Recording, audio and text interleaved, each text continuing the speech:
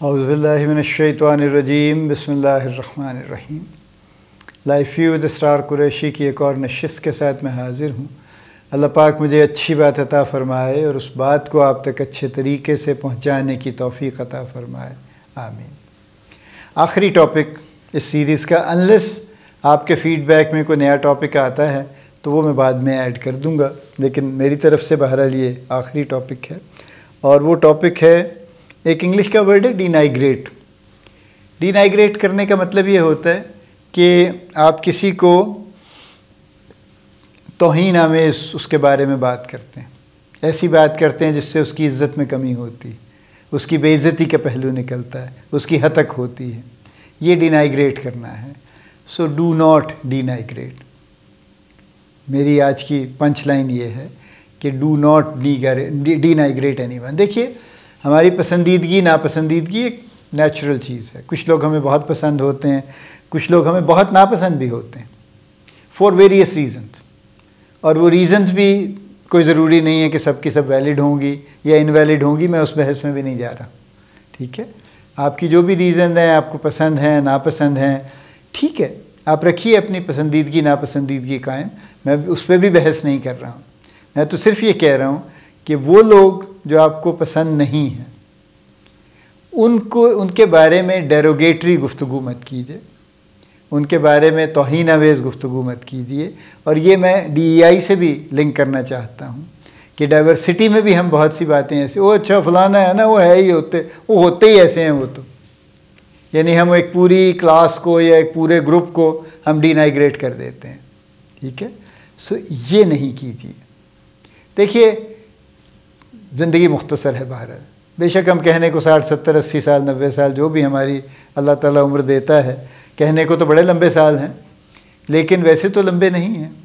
और इसमें से ये 70 80 90 साल में से भी असल स्टोरी तो ये है कि पहले कई साल तो ज़ाहिर है पढ़ाई लिखाई और उसमें गुज़र जाते हैं। मैं ज़ाया कहने लगा था, उसमें गुज़र जाते हैं। और फिर 24 25 साल की उम्र में आप किसी वक्त कोई किसी प्रोडक्टिव काम पे लगते हैं, और फिर शादी है, बच्चे हैं, फैमिलीज़ हैं, ज़िम्मेदारियां हैं, फिर उसके अलावा फिर और ज़िम्मेदारियां, फिर बच्चे बड़े हो गए, फिर उनकी और तरह की हैं, फिर उनकी शादियां हो गई, फिर उनके आगे ससुराल वालों की ज़िम्मेदारियां आ गई, उनके बच्चों की ज़िम्मेदारियां आ गई। तो how much time do you have for your self? Actually very little, ठीक है। इस सारी कैलकुलेशन में जाएँ ना, तो आपके पास ज़ाती वक्त जिसको आप क्लेम कर सकें कि ये मेरा ज़ाती वक्त है, बहुत थोड़ा है।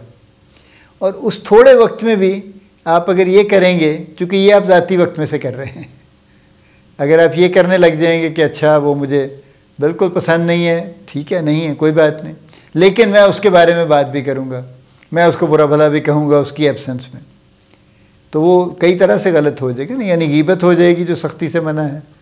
और फिर आप उस तरह से ज़ाहिर है उसकी जो बात करेंगे वो कभी ना कभी तो पहुँचेगी उस तक, और काफ़ी जल्दी शायद पहुँच जाएगी। और फिर उसके जो फीलिंग आएगी उसको कि जी अच्छा मेरे बारे में फ़लाँ ने ये कहा है, और शायद जो उसको बताएगा वो उसमें 2-4 बातें ऐड करके बताएगा कि हाँ उन्होंने ये भी कहा था, उनका लहजा बड़ा अजीब व गरीब था, वो तो पता नहीं उन्होंने और क्या क्या कह दिया, मुझे तो 2 बातें याद रह गई हैं एक्चुअली जो 2 आपने की थी, ठीक है। वो कहेगा जी मुझे 2 ही याद रह गई हैं, बाकी तो पता नहीं उन्होंने क्या क्या कहा था।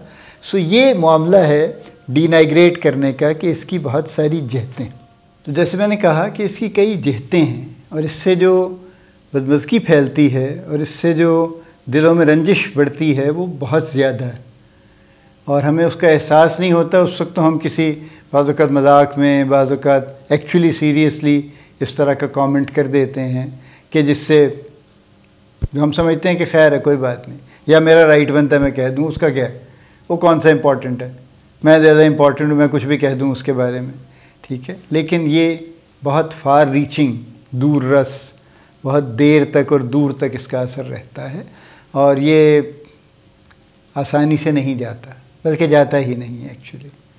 इसलिए मेरी आपसे दरख्वास्त ये है कि आप अपनी पसंद नापसंद कायम रखिए, उस पर हम कोई बहस नहीं करते। आप जिस तरह से भी लोगों से डील करते हैं, आप अपने मिजाज के मुताबिक जिससे जितना रब्त ज़ब्त रखना चाहते हैं रख लीजिए, कम ज़्यादा जो आपको पसंद आए। लेकिन जिनको आप पसंद नहीं करते या जिनको आप सो कॉल्ड अपने आप से कमतर समझते हैं, ऑल्दो ये बहुत डिबेटेबल बात है और क्वेश्चनेबल बात है कि आप या मैं या कोई भी क्यों दूसरों को कमतर समझता है, किसने ये हक़ दिया है उसको।